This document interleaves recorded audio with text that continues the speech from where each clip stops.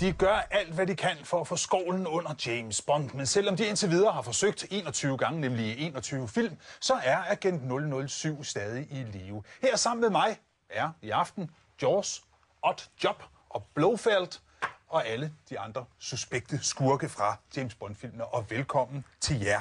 Hvorfor har I ikke fået ram på ham, James Bond, endnu? 21 forsøg, burde det ikke være lykkedes snart, altså? Vi gør det bedste. Ja, Vi gør det bedste. Hvem har ligesom gjort det bedste forsøg? Hvem er den værste James Bond-skurk, der har været gennem tiderne? Det er spørgsmålet, hvordan man definerer skurken, jo. Om det er bagmanden, eller om det er the henchman, eller hvad. Ja. Jaws, hvad siger du til det? Altså, hvad kræves det for at være en rigtig god James Bond-skurk? Man skal fylde meget. Det George siger er, at man skal fylde meget.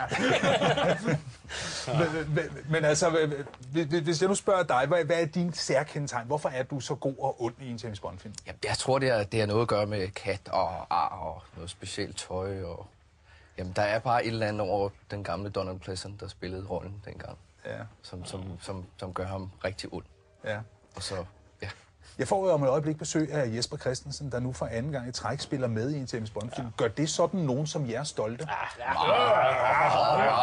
Helt sikkert. Det er godt, og vi havde Mads Mikkelsen med også sidste gang. Ja. Top of the pops. Og har vi haft andre, Ulrik Thomsen har været med også. Drømmer I sex om at springe ud en dag som rigtige skurke? Er det det, der driver jer ind i superheltenes klub?